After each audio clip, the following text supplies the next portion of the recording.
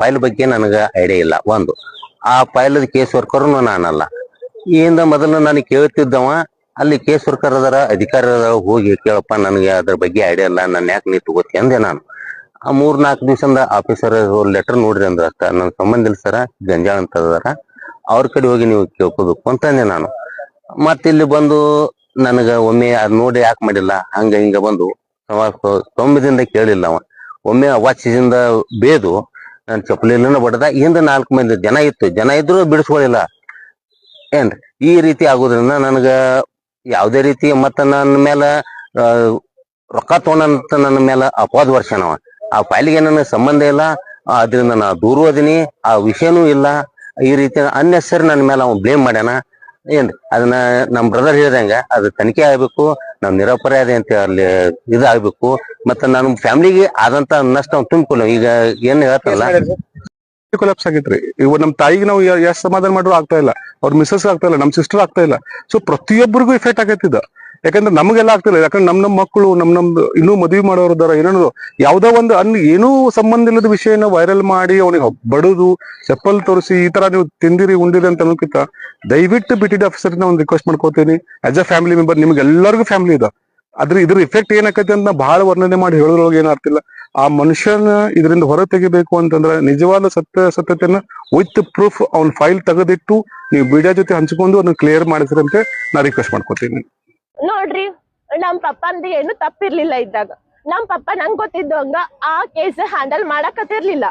ಅವಾಗ ನಂಗ್ ಗೊತ್ತಿರೋ ಹಂಗ ಪಪ್ಪ ಅವ್ರು ಬಂದಾಗ ಹೇಳಿದ್ದೇನು, ಹೋಗಿ ಸಾಹೇಬ್ರ ಕಡೆ ಕೇಳ್ರಿ ಅಂತ ಹೇಳಿ. ಅವ್ರ ಸಾಹೇಬ್ರ ಕಡೆ ಕೇಳ್ಬೇಕಾಗಿತ್ತು. ಸಾಹೇಬ್ರ ಕಡೆ ನ್ಯಾಯ ಸಿಗ್ತೈತ್ ಅವ್ರಿಗೆ. ಇಲ್ಲಿ ನಮ್ ಪಪ್ಪನ ಕಡೆ ಬಂದ್ ಎದಕ್ಕ ಹಂಗ ಆ ಕೇಸ್ ವರ್ಕರ್ ಅವ್ರಲ್ಲ, ಆ ಕೇಸ್ ಅವ್ರ ಹ್ಯಾಂಡಲ್ ಮಾಡಕತ್ತಿಲ್ಲ ಅಂದ್ಮೇಲೆ ಆ ಕೇಸ್ ಬಗ್ಗೆ ನಮ್ ಪಪ್ಪ ಎದಕ್ ವಿಚಾರಿಸ್ಬೇಕು? ಆ ಕೇಸ್ ಹ್ಯಾಂಡಲ್ ಮಾಡಕತ್ರ ಪಪ್ಪ ವಿಚಾರಿಸ್ಬೇಕಲ್ಲ ಫಸ್ಟ್ ಆಫ್ ಆಲ್. ಅದು ಸೆಕೆಂಡ್ ಪಾಯಿಂಟ್. ಅವ್ರು ಬಂದ್ ಆ ತರ ಕೇಳಿದ ಕೂಡಲೇ ಪಪ್ಪ ಹೋಗ್ರಿ ಸಾಹೇಬ್ರ ಕಡೆ ಅಂತ ಹೇಳಿದಾಗ ಅವ್ರು ಹೋಗ್ಬೇಕಾಗಿತ್ತು ಸಾಹೇಬ್ರ ಕಡೆ. ಅವ್ರು ಹೋಗ್ಲಿಲ್ಲ. ಪಪ್ಪಾಗ್ ಬಂದ್ ಕೆಟ್ಟ ಶಬ್ದ ಬಯಕತ್ರ, ಆಮೇಲೆ ತಗೊಂಡ್ ಹೊಡಕತ್ರ. ಆ ತರ ನಿಮಗ್ ಮಾಡಿ ಚಪ್ಪಲ್ ತಗೊಂಡ್ ಹೊಡಕತ್ರ ಆ ಸಿಚುವೇಶನ್ ಒಳಗೆ ಏನಾರ ನೀವ್ ಇದ್ರಿ ಅಂತಂದ್ರ ಆ ಕೇಸ್ ನೀವು ಹ್ಯಾಂಡಲ್ ಮಾಡ್ಲಾರ್ದನ ನಿಮಗೂ ಬಂದ್ ಆ ಕೇಸ್ ಬಗ್ಗೆ ಕೇಳಿ ನನಗೆ ಈ ಕೇಸ್ ಬಗ್ಗೆ ಹೇಳ್ರಿ ಅಂತ ಹೇಳಿ ಅಂದಾಗ ನೀವೇನ್ ಮಾಡ್ತೀರಿ? ಅವಾಗ ಹೋಗಿ ಸಾಹೇಬ್ರ ಹತ್ರ ಕೇಳ ಅಂತ ಹೇಳಿ ಅಂತಿರೋ, ಏನ್ ಇಲ್ಲಪ್ಪ ನಾನ್ ನೋಡ್ತೀನಿ ಅಂತ ಹೇಳಿ ಅಂತಿರೋ, ಅಥವಾ ಏನ್ ಮಾಡ್ತೀರಿ? ಆ ಟೈಮ್ದಾಗ ನಮ್ ಪಪ್ಪಾಗ ಆತರ ಹೊಡಿಯುವಾಗ ಯಾರು ನಮ್ ಪಪ್ಪಾಗ ಹೆಲ್ಪ್ ಮಾಡಿಲ್ಲ. ಸೊ ನಮಗ್ ಅದ್ರ ಸಲುವಾಗಿ ನ್ಯಾಯ ಬೇಕು. ನಿಂತು ನೋಡಕತ್ತಿದ್ರಿ ಎಲ್ಲಾರು, ಅದಕ್ ನಮಗ್ ನ್ಯಾಯ ಬೇಕು. ಆ ಕೇಸ್ ಸರ್ಕಾರಿ ನೌಕರರಿಗೆ ಏನ್ ಬೆಲೆ ಇಲ್ಲ ಏನ್ರಿ ನಮಗ? ಎದಕ್ ಕೆಲ್ಸ ಎದಕ್ ಮಾಡ್ತಾರ ಇಲ್ಲಿ?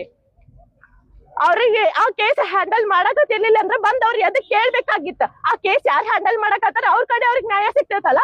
ಕೇಸ್ ಹ್ಯಾಂಡಲ್ ಮಾಡಕತ್ತಿರ್ಲಿಲ್ಲ ಅಂತಂದ್ರೆ ಅವ್ರ ಕಡೆ ಅದು ಹೆಂಗ್ ನ್ಯಾಯ ಸಿಗ್ತೈತ ಅವ್ರಿಗೆ? ಅವ್ರು ಬಂದ್ ಅಲ್ಲಿ ಕೇಳ್ಬೇಕಾಗಿತ್ತು. ಕೇಸ್ ಯಾರು ಹ್ಯಾಂಡಲ್ ಮಾಡಕತ್ತಾರ ಅವ್ರ ಕಡೆ ಅವ್ರು ಹೋಗ್ಬೇಕಾಗಿತ್ತು.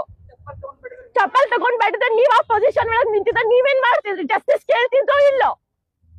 ನ್ಯಾಯ ಒದಗಿಸ್ಕೊಡ್ರಿ. ಇವಾಗ ನೀವ್ ಆ ತರ ಎಲ್ಲ ನಾವು ನೋಡಕತ್ತೀವಿ ಸೋಷಿಯಲ್ ಮೀಡಿಯಾ ಒಳಗ್ ಯಾವ ತರ ಕಮೆಂಟ್ಸ್ ಬರಕತ್ತಾವ ಅಂತ ಹೇಳಿ. ಇವಾಗ ಫಸ್ಟ್ ಆಫ್ ಆಲ್ ಕಮೆಂಟ್ಸ್ ಹಾಕೋಕಿನ್ನ ಮೊದ್ಲು ಏನ್ ತಪ್ಪದ ಏನ್ ಇಲ್ಲ ಎಲ್ಲಾನು ವಿಚಾರಿಸ್ಬೇಕಿಲ್ಲಿ.